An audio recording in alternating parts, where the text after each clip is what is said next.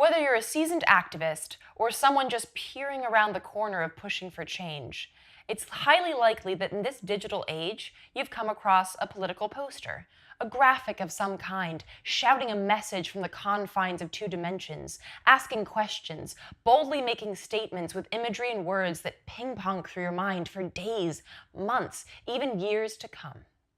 These graphics are art history, our history, and our present. They are cultural expressions of discontent, of concern, of care, of a revolutionary spirit that cannot be chained, beaten, detained, or suppressed.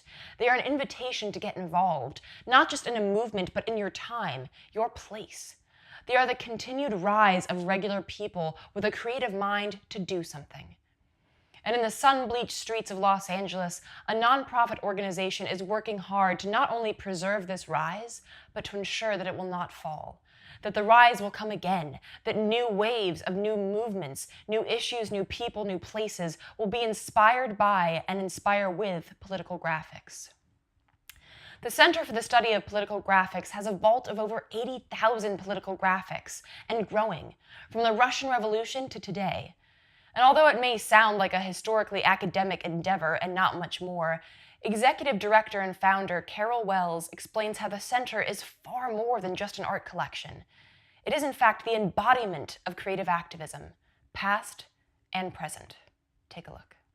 These events that you do, they're not just history lessons or ways to introduce people to a past that they might not be aware of. It seems like it's also a way to get people involved in activism today. Is that a conscious effort that you're, as an activist yourself, you're trying to bring people into the activist movement with these events?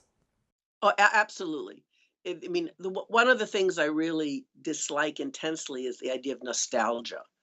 And a lot of people say, "Oh, seeing your posters from the '60s like was a walk down memory lane." That's not the point. And every exhibit, even if it is about something like the '60s, ends with contemporary connection. So every exhibit we keep up to date. So it doesn't just stop at a certain time. There's always a link to now. There's always the message that only people acting can make a difference.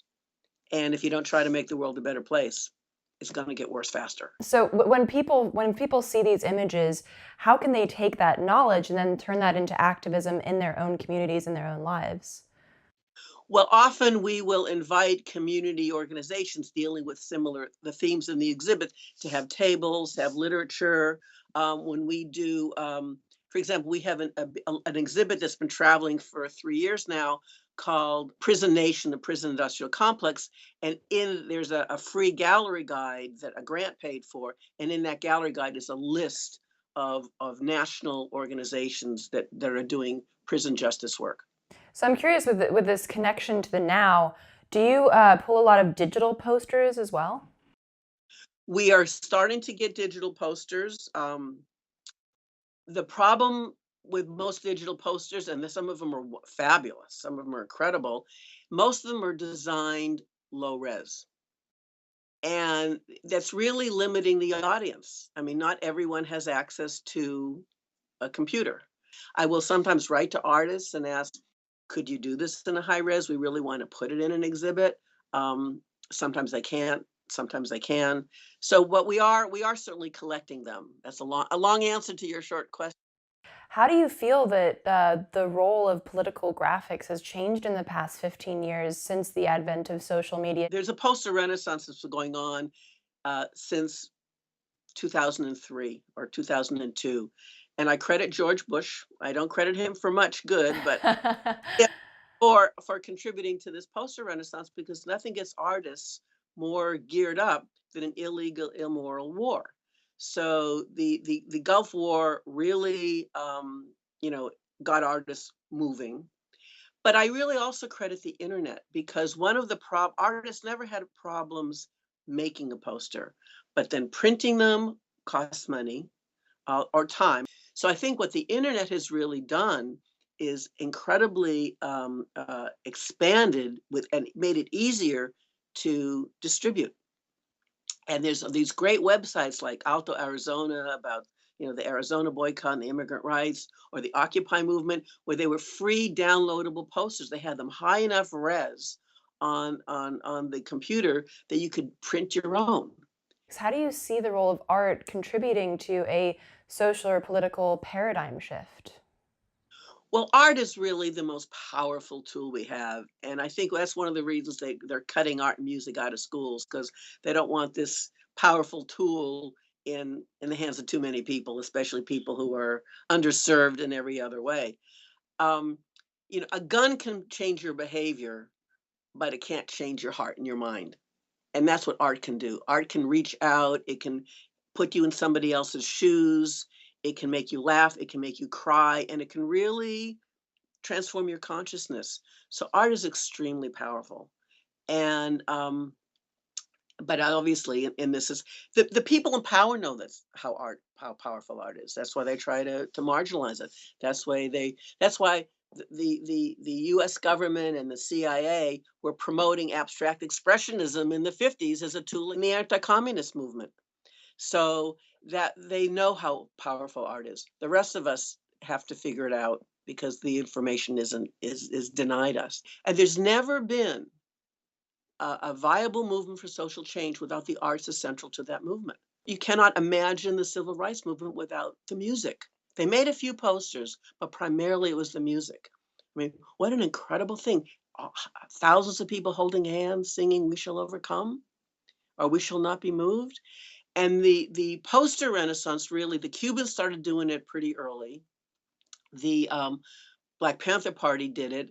The Vietnam War era really was when the poster renaissance. There was clearly a poster movement going back, World War One and World War Two. The US government was making posters. Every government in the world was making posters. After the 50s, TV became a more cost-effective way of reaching people with government propaganda than making posters. So and that used to have the government really gearing towards TV and the corporate press for getting their propaganda out. And then you had the whole McCarthy era where anybody making political posters critical of the government, they lost their job, they were blacklisted or worse. So you really had in the United States I think a whole generation of cultural workers was pretty much either pushed underground or terrorized into silence. And it wasn't until really the Vietnam War, the civil rights movement, that you started having a lot of activity that was and the revitalization of the arts to help promote that message. And what do you think caused that revitalization? And do you think that something like that is possible now, even though, as you said, education of the arts has gone down significantly, and it doesn't seem like the arts are really something that's promoted in our society anymore? All I know is that we just had a young man that I'd never heard of walk in the door the other day with a stencil poster about Michael Brown, and it was like it knocked my socks off because it was so incredible. Artists are just really they're brilliant, they're creative, and they have their finger or their paintbrush or their computer on the pulse of what's going on. So the art that's out there is just incredible, and the computers really can help disseminate it. For more information on the center, visit the site where you can hear about ongoing exhibits, rent or request an exhibit, donate posters, volunteer, and see some of the graphics already in their vaults.